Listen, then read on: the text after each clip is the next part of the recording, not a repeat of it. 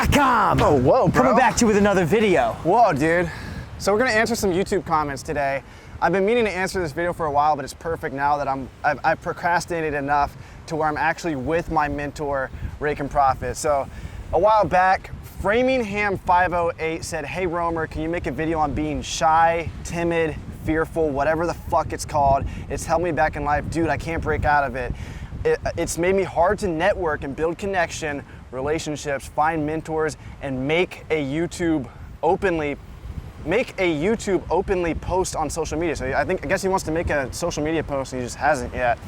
I've even missed one of your meetups when you were close by because of it. I think the Atlanta meetup. So let me tell you a little bit about this. So when I first started socializing, when I was a baby, years ago, when I was in middle school, it was about, I realized I had really high social anxiety. I still battle with this today. Going out, sometimes there's like a super attractive girl and all of a sudden my social anxiety goes up and I have to deal with these problems.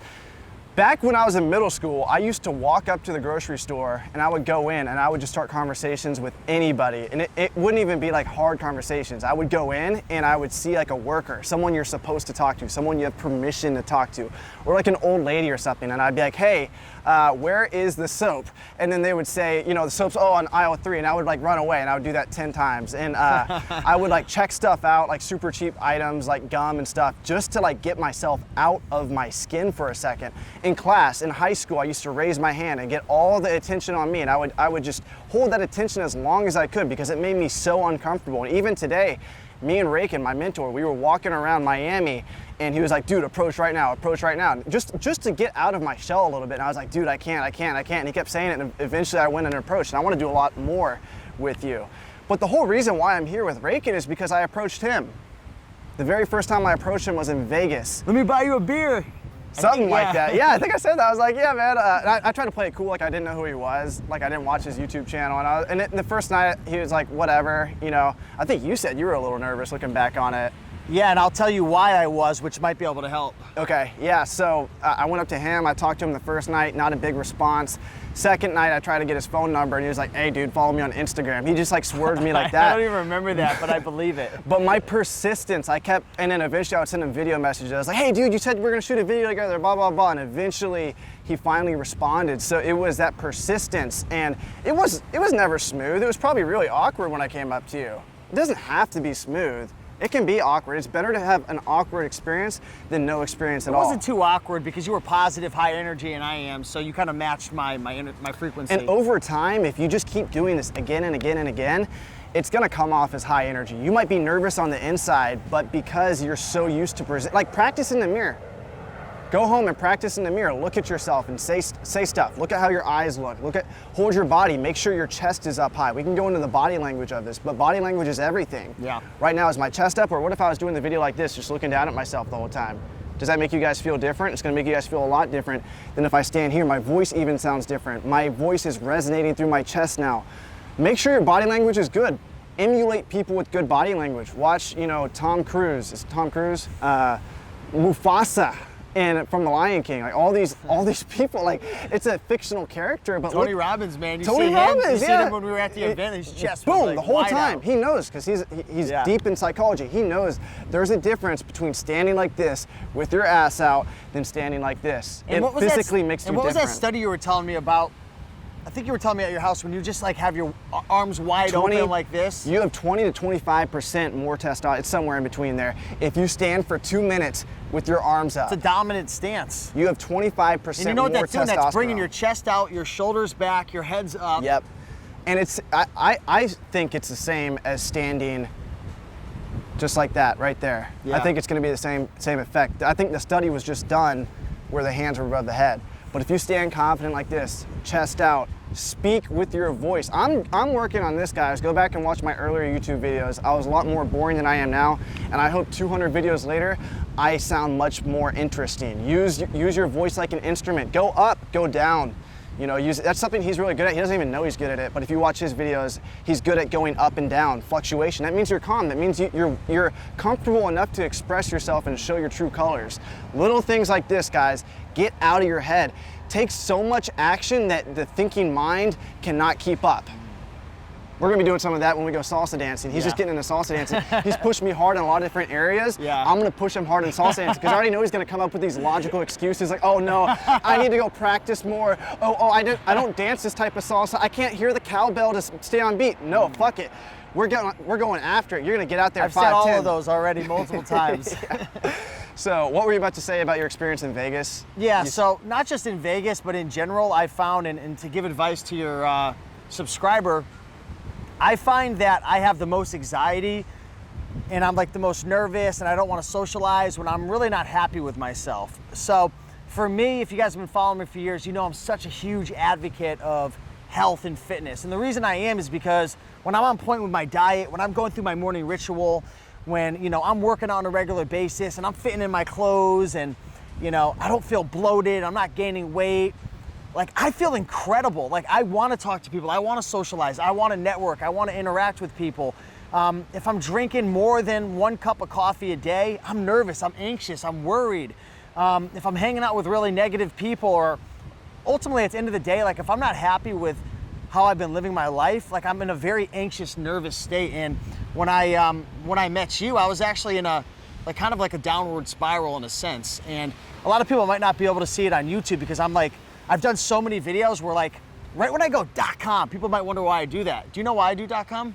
Does it get you in state? It's a trigger, and Tony Robbins talked about it. Oh, interesting. So like a lot of like professional sports athletes, they'll do some type of like weird little routine before they get up to bat or something because that's how they get in their state. So every time I go .com, like I can snap into it. So nice. If you don't know me personally, you might not like see it like, wow, Steve was in a downward spiral. But at the time, I wasn't eating very healthy. I was in a very toxic relationship with a lot of fighting and arguing. I wasn't working out like I should have. I was injured at the time. I was over supplementing with coffee, like crazy, to the point where like I was just nervous all the time. Mm-hmm. And like if I'm in that, like ultimately it comes down to being in a bad state. If I'm in a bad state, like I'm anxious. So my advice to your subscriber would be start going through a morning routine, start eating healthy, start working out. What are a few good videos for morning routines? Tony Robbins priming routine. So if you just go to YouTube and type in Tony Robbins priming, there's like a 15-20 minute video. There's a couple. Wim Hof has I'll link these below too. Yeah. They're great videos. They'll get you in state. Do you recommend they do that before they go out and approach people? I recommend you do what I was doing. Like, be humble, guys. I should probably start doing it again because I've noticed when I talk to more people, more opportunities arise. I'm better at making videos. There's so many things that come out. And when you go to these networking events, you gotta talk to people. I challenge you, Farnan, I think that's your name. Go to the next Turn the Page event. Buy a plane ticket, go out there and challenge yourself to talk to every single person. I think you said you talked to every single person at the last Turn the Page event.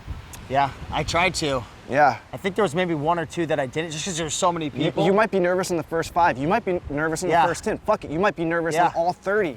But fucking do it, and I guarantee you your nervous level is gonna go down. And you could prep yourself, or almost prime yourself in a sense, instead of, so maybe you have a goal of like being more social, like Romer was doing, just go to the grocery store and ask for rice, ask for different things, and like slowly start to build that up. And it was funny because yesterday when we were in, where were we? At the Ball and Chain in, was that Miami? Yeah, Miami. We were walking around because our plans kind of got a little screwed up because salsa dancing, you know, we got it mixed up with time and stuff. I wanted an opportunity to come, but it was like we didn't have anything going on. So I'm like, let's just start approaching people. So I saw some like couple and I was like, oh, how's your ice cream? I complimented a guy in glasses. And next thing you know, after like 3 little stupid interactions, we were presented with an opportunity to where we met this Cuban fellow. I think he was like the owner of a restaurant. And we started chatting because we primed ourselves with the other 2 conversations. And next thing you know, he's telling us about Cuban.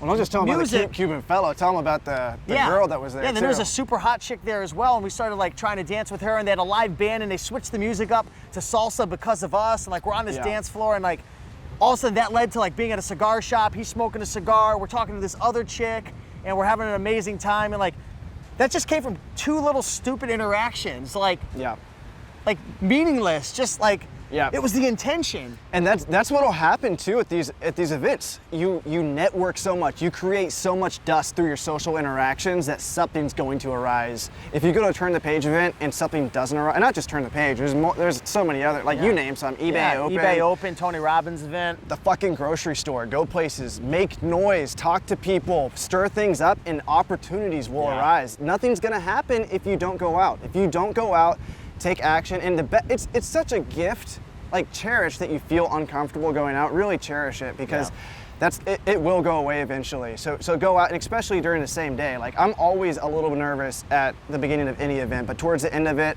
if I've pushed myself, if I've committed to talking to people that make me uncomfortable, like, look in the room, who would make you the most uncomfortable to talk to? Go talk to that person, because from there it's only going to go downhill. A good way, one thing you can do as well, everyone loves to talk about themselves and everyone loves a compliment. So like, you can even go up to the biggest jacked guy in the room who like is obviously the alpha or dominating it, or like the prettiest girl, and like, you can just compliment them, right? Just say something nice, or come from a place where you're not in your head so much, Farnham. Like, I know you're in your head a lot. You're in your head. And again, my mentor, Tony Robbins, and we talk about this as well, you gotta live from your heart. You don't wanna live in your head. If you're in your head, you're dead. So. Yeah, be in your body, guys. Feel your body. Eckhart Tolle is a great person to listen to. Feel every part of your body when you're out and around. Stay open. Stand open. Stand with your organs. This is why we're scared. Like, when we get scared, we come here because we're protecting our vital organs. That's why we come here. Open those up. Show you're not scared. Show that you're alpha. Stand like an alpha. Much love, guys. Peace out. Catch you in the next video.